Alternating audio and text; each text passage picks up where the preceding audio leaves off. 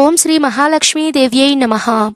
అందరికీ నమస్కారం అండి. ఈ రోజు వీడియోలో లక్ష్మీ జయంతి రోజున పూజ ఎలా ఆచరించాలి, ఈ రోజు ఉన్నటువంటి ప్రత్యేకతలు ఏమిటి, ఏ నైవేద్యాన్ని సమర్పించాలి అన్నీ కూడా క్లియర్గా నేను ఈ వీడియోలో అయితే తెలియజేస్తున్నానండి. ఈ వీడియోలో నేను చూపించబోయేటువంటి పూజా విధానం అనేది నిత్య పూజలాగే ఉంటుందండి. ప్రతి ఒక్కరూ కూడా ఇంట్లోనే చాలా సింపుల్గా చేసుకునే పద్ధతిని నేను తెలియజేస్తున్నాను. ఎక్కువగా ఆర్భాటాలు ఇలా డెకరేషన్స్ అవి ఏవీ లేకుండా సింపుల్గా మీ దగ్గర ఉన్నటువంటి ఐటమ్స్తోనే మీరు సింపుల్గా పూజ ఎలా చేసుకోవాలో ఆ విధి విధానాన్ని నేను తెలియచేస్తున్నానండి. శ్రీ మహావిష్ణువునికి ఇష్టమైన మాసాలలో ఫాల్గుణ మాసం ఒక మాసం అండి. చంద్రుడు పూర్వ ఫాల్గుని లేదా ఉత్తర ఫాల్గుని నక్షత్ర సమయంలో సంచరిస్తే ఆ మాసాన్ని ఫాల్గుణ మాసం అనే పేరుతో అయితే పిలుస్తారండి. ప్రతి సంవత్సరము కూడా ఫాల్గుణ మాసం పౌర్ణమి రోజున వచ్చేటువంటి పండుగ హోలీ పండుగ. దీనిని హోలికా పౌర్ణమి అని, కాముని పౌర్ణమి అని, డోలికోత్సవం అని, లక్ష్మీ జయంతి అని ఇలా రకరకాలుగా మనము ఈ రోజునైతే జరుపుకుంటూ ఉంటామండి. ఫాల్గుణ పౌర్ణమి రోజున లక్ష్మీనారాయణులను, శివపార్వతులను, ఆ శ్రీకృష్ణ భగవానుని తప్పకుండా పూజించాలి అని మన శాస్త్రం అయితే చెప్తుందండి. మరి ఎందుకు పూజించాలి అన్న విషయాలు కూడా నేను తెలియజేస్తాను. ఈ పౌర్ణమి రోజున ప్రత్యేకతలు చాలా ఉన్నాయి కాబట్టి ముందు రోజే మీరు ఇంటి పరిసరాలను శుభ్రం అనేది చేసుకోవాలండి. తర్వాత పౌర్ణమి రోజు అంటే ఈ సంవత్సరం మనకి మార్చి 14వ తేదీ శుక్రవారం వచ్చిందండి.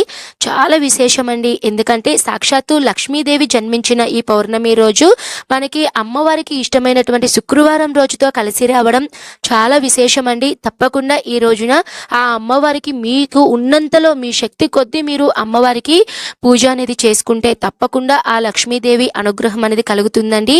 లక్ష్మీదేవికి ఎందుకు ఆరాధిస్తామండి?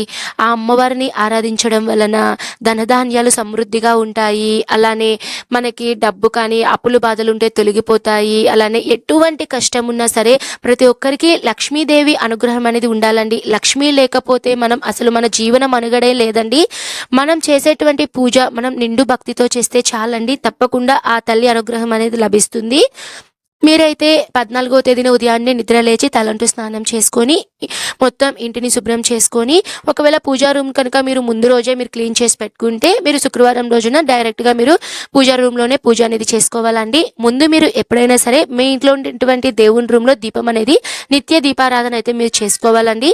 ఒకవేళ మీ పూజా రూమ్లో కనుక ప్లేస్ కనుక ఉంటే అక్కడే మీరు లక్ష్మీదేవి ఫోటో పెట్టుకొని చక్కగా పూజ చేసుకోవచ్చు. లేదండి మా పూజా రూమ్లో ప్లేస్ లేదు అనుకున్న వాళ్ళు సపరేట్గా ఒక పీఠం అనేది పెట్టుకొని మీరు పూజ అనేది చేసుకోవచ్చండి. మరి పీఠం ఇవన్నీ పెట్టుకునేటప్పుడు ఎప్పుడు కదిలించాలి అంటే నేను ఆ విషయం కూడా ఇప్పుడే చెప్పేస్తాను. మనకి శుక్రవారం రోజున లక్ష్మీ జయంతి వచ్చింది కాబట్టి ఆ రోజు పూజ అయిన తర్వాత పీఠాన్ని అయితే కదిలించకండి. తర్వాత రోజు శనివారం రోజున ఉదయాన్నే లక్ష్మీదేవికి నార్మల్గా దీపారాధన చేసి ఏదైనా చిన్న నైవేద్యం అనేది పెట్టి తర్వాత మీరు ఆ పీఠాన్ని కదిలించేస్తే సరిపోతుందండి. ఇప్పుడైతే పూజ ఎలా చేసుకోవాలో నేను తెలియచేస్తాను. నేనైతే ఇక్కడ నా పూజా రూమ్లో ప్లేస్ అనేది చాలా తక్కువ ఉంది కాబట్టి కింద ఒక పీఠం అనేది నేను పెట్టుకొని పూజ చేసుకుంటున్నాను.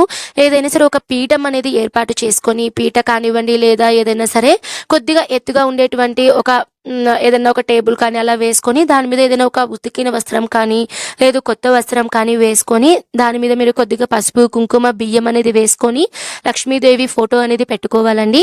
లక్ష్మీదేవి ఫోటోకి చక్కగా మీరు గంధం కుంకుమ పుష్పాలతో అలంకరణ అనేది చేసుకోవాలి. అమ్మవారి ఫోటోకి ఇరువైపులా 2 దీపారాధన కుందులు అనేటివి ఏర్పాటు చేసుకోవాలండి. అయితే ఈరోజు లక్ష్మీ జయంతి అని చెప్పుకున్నాం కదండి.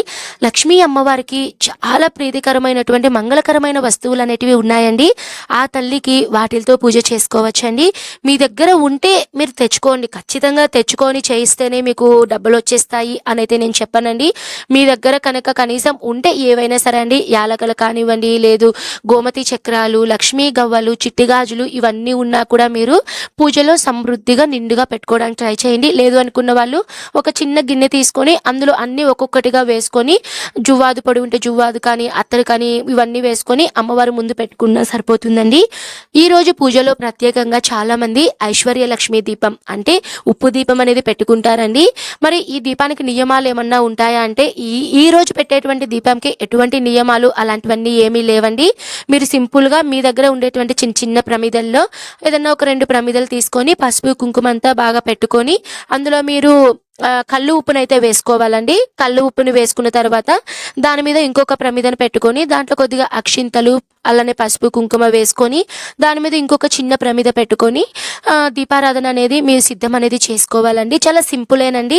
అయితే చాలామంది ఐశ్వర్య లక్ష్మీ దీపమే పెట్టాలా అండి అంటే అలా ఏం లేదండి. ఈరోజు పౌర్ణమి కాబట్టి చాలామంది క్షీర దీపం అనేది పెడుతూ ఉంటారండి. చాలామంది అమ్మవారికి గాజులతో మాల అనేది చేస్తారు. కొంతమంది గాజులతో అష్టోత్తరాలు చెప్తారండి. పెద్ద గాజులు కానీ చిన్న గాజులు కానీ చిట్టి గాజులు కానివ్వండి వేటితోనైనా సరే మీరు పూజ అనేది చేసుకోవచ్చండి. ఖచ్చితంగా ఇలా అన్ని తెచ్చుకొని చేయాలండి అంటే అలా ఏం లేదండి.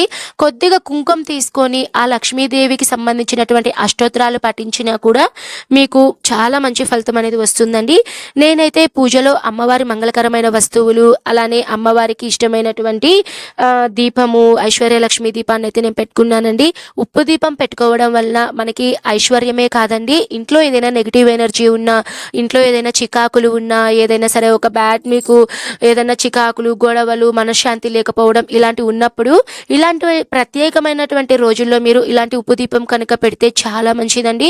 ఆ ఉప్పుకి నెగిటివ్ ఎనర్జీని గ్రహించే శక్తి అనేది చాలా ఎక్కువ ఉంటుందండి.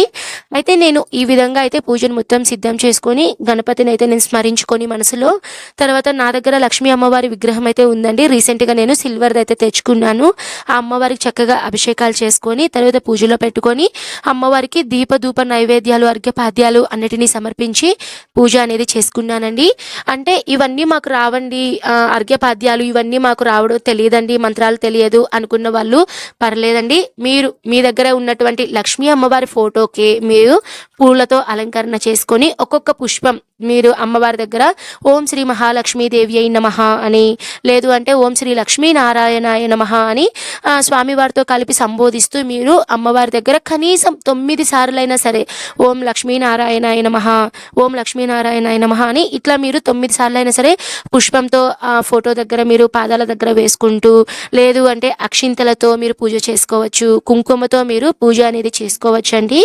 కానీ చాలా శక్తివంతమైన రోజు అండి ఈ రోజు. తప్పకుండా మీరు ఈ అమ్మవారికి అయితే లక్ష్మీ అమ్మవారికి పూజ అనేది చేసుకోండి.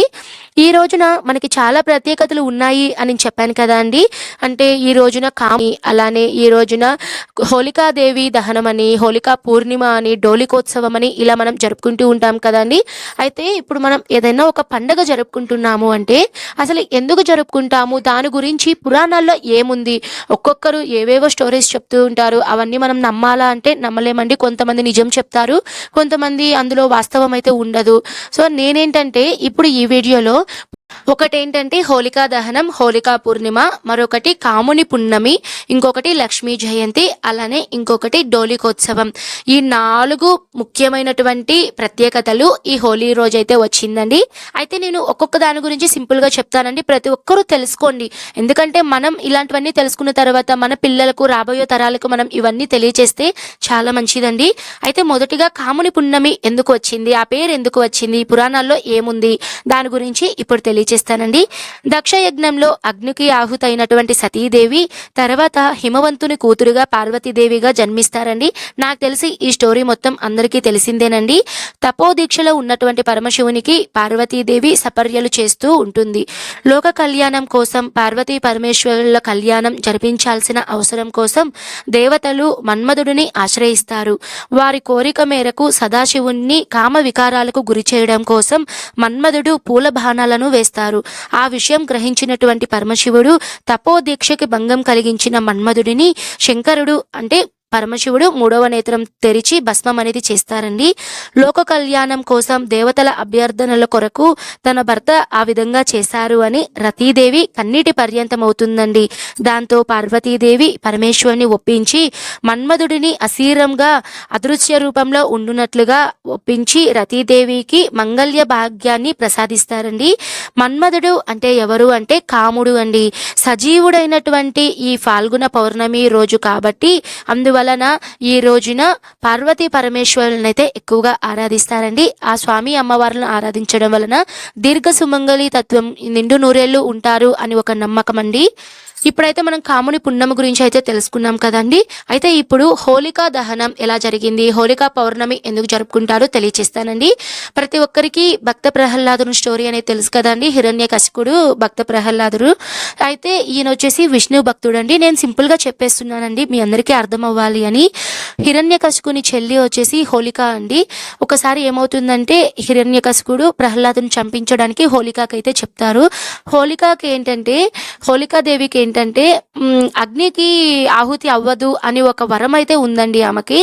కాబట్టి అగ్నిలో అయితే భక్త ప్రహ్లాదుని ఒళ్ళో కూర్చోపెట్టుకొని హోలిక ప్రహ్లాదుడు ఇద్దరు అగ్నిలో అయితే దగ్ధం అవుతూ ఉంటారు. విష్ణు మాయాజాలం వలన ప్రహ్లాదుడికైతే ఏమి కాదండి. కానీ హోలిక అయితే ఆ మంటల్లోనే భగ్నమైపోయి మసైపోతుందండి.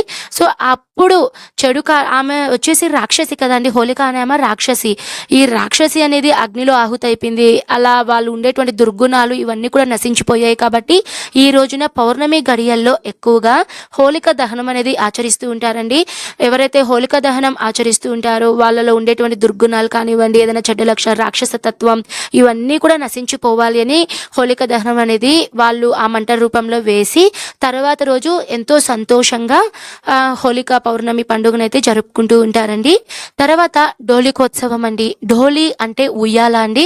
శ్రీకృష్ణుడు కొన్ని స్టోరీస్ ప్రకారం నేను చదివిన దాని ప్రకారం అయితే శ్రీకృష్ణుడు ఒకసారి గోపికల సహాయంతో ఉయ్యాలలో ఉత్సవం అనేది జరిపించుకుంటారట అండి.